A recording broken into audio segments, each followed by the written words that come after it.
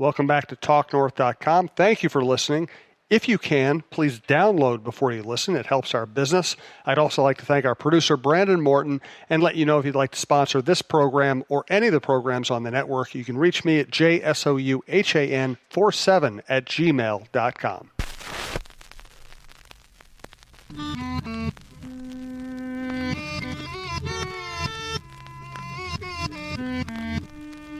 Yeah, yeah, oh yeah, what condition my condition was in. I woke up this morning with the sun down, shining in. I've never had to decide whether to retire from Major League Baseball. So we're going to defer to you on Joe Mauer's situation. We're not going to tell him what he should do, but we're going to kind of investigate what it's like to have to face that decision when you can still play. You could have still played another year when you retired. Joe could certainly play another year if he wanted to. Let's get to that and more with Roy Smalley. This is Roy Smalley's Chin Music. This is our baseball show on talknorth.com. We had a record 150,000 listens last month. And the cool thing about this network and the nature of podcasts is we have a really personal relationship with our listeners.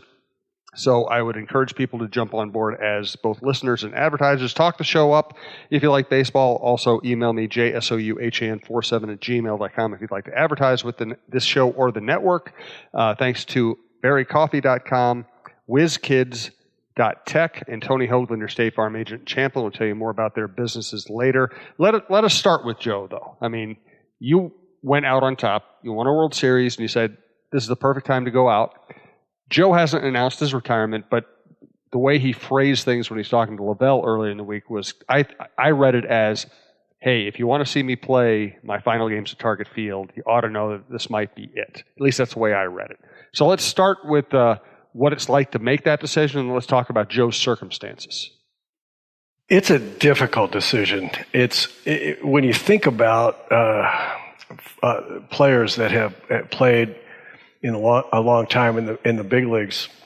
And in my case, it was 13 years, but it was 25. No, that's not right. I would say it would be almost 30 years in the making of wanting to play in the big leagues, trying to get there. You start when I was 5 or 6 years old. It's all I ever really wanted to accomplish for the first half of my life. And I was fortunate enough to do that, as is Joe in spades. I mean, he's arguably a Hall of Fame player. So, and he started. We've seen video evidence of him starting when he was 2 or 3, right, with that beautiful swing as a kid. So he's had the same. That's the experience he's had too. You play baseball your whole life. It's been your mission. For those people in business, understand the importance of mission and vision in a business plan and a strategic plan. I mean, you think about baseball players in that way. The mission was always to play Major League Baseball and play at as high a level for as long as possible. Now you get to the point where it's almost over. And why would it be over? Well, not because you can't play anymore. Maybe not playing at the same level you once did, but still desirable to other teams. And you still, and so the decision to retire is starting to be based more on personal and family kinds of things. It's how much longer. With me personally, it was, I could play another couple of years, but do I really want to? Everybody thought that I could still play when I retired. I kind of like that people thought that. That's the way they remembered me. I didn't take a year or two trip around baseball proving to everybody that I was done. And Joe has this marvelous career, behind him, and he'll be thinking of those things too. I'm not playing it at the level I did, playing at a very high major league level still. I mean, incredibly. And the Twins would love to have him back.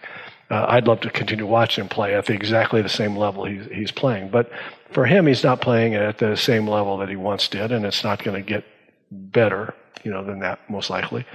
And then he's got his twin girls, and he's got another, baby on the way, and and you have to face travel away from him. Everything changes for a player, what he feels about road trips when you have children. I mean, it totally changes. It's one thing when you're no kids, you're married, your wife can come and join you on road trips if she wants to, and I mean, there are just all kinds of ways to make the road not so onerous in terms of family life, but not when there are kids involved. And so now the decision is going to be made as much by non-baseball, non-performance reasons than it is the other way. So that's what's facing Joe. It's like, I don't want to go out when I haven't played well after this career. I really miss my kids and my family, and it's tough on, my wife at home. I don't know if I want to continue to do that. And there's a specter in your mind. It's going to happen sometime. So when's the right time? And through all of that, in your gut, as soon as you walk away, you're going to miss it like crazy. And because it's been your mission. What he's got more than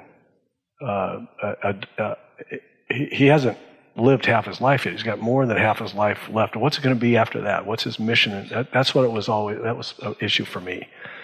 I've been so dedicated to this thing.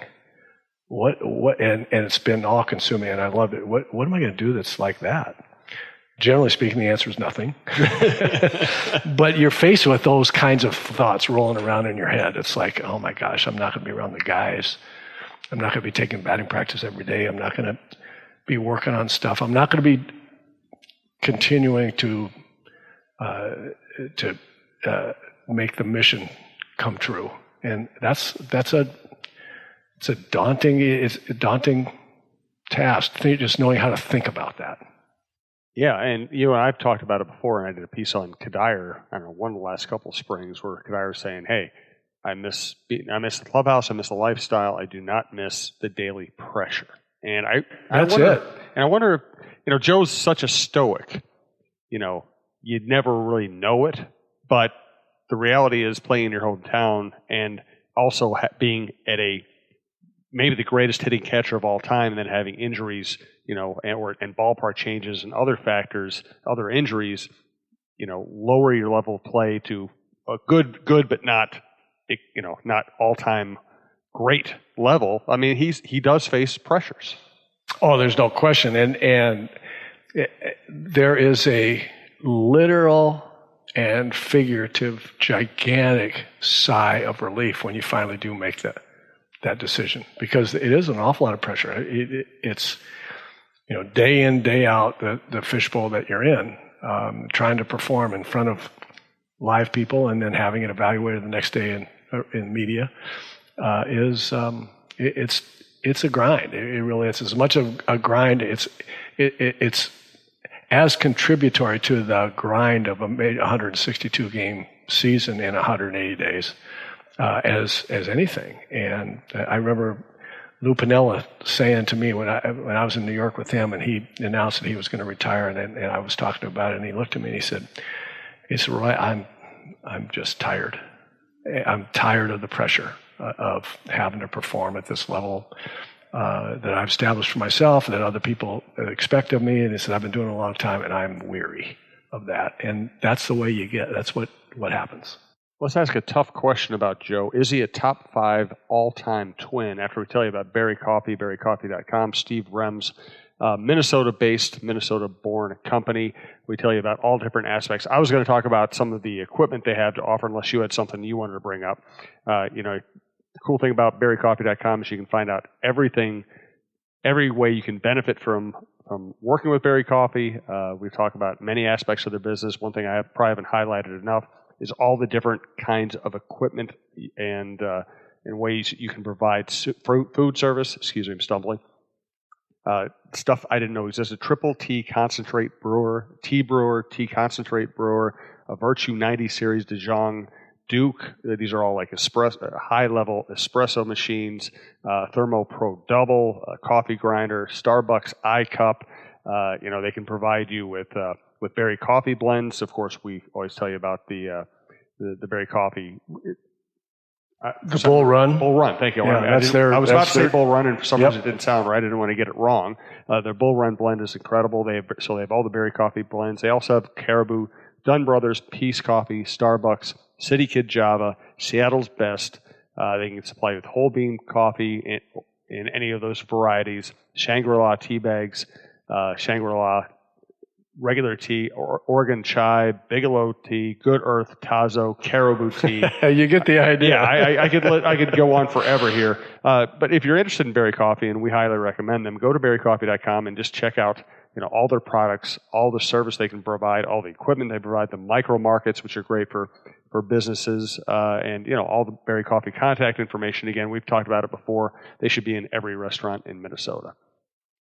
I'm going to offer one quick rebuttal to the idea that, hey, this is might be a good time to go out. You want to go out while you're still playing. I remember having the conversation with TK once, and TK has a different perspective because TK didn't have the big league career he wanted to have. He's a very good minor league player, and he ended up going into coaching and managing because his career didn't go the way he wanted. And he once told me, you know what? If you can play, you play. You just play as long as you can, because as soon as it's over forever. And that's exactly the flip side. If you're doing the T-bar pluses and minuses to make a decision, that's in the I'm going to stay playing column because, and I've had players say to me also, contrary to Lou, said they're going to have to drag me off the field. I will be kicking and screaming, and they'll be dragging my fingernails through the dirt, getting me off the field. I'm never ever going to quit until nobody wants me anymore. And that's the other side of it. And the other thing that you don't realize when you're thinking about, when Lou was thinking about, or I was thinking about the pressure and being tired of that performance under pressure aspect of things, you don't fully realize that when it's over, it's over, but you don't know how much you're going to miss it and how great the lifestyle is if you can get past that. And so all of those things are, play a part in making the decision. And the tough thing is you don't know the answer to any of those things really, other than I am going to see my wife and kids way more often. And that's the only thing that you know for sure about that whole decision-making process. Absolutely. So somebody asked me earlier this week, and they asked me kind of an off-the-cuff radio interview, and I hadn't really thought about it. And they said, is Joe Mauer a top 5 all-time twin? And I started going through my head. I said, okay, Killebrew is probably the greatest ever. Puckett's probably number 2.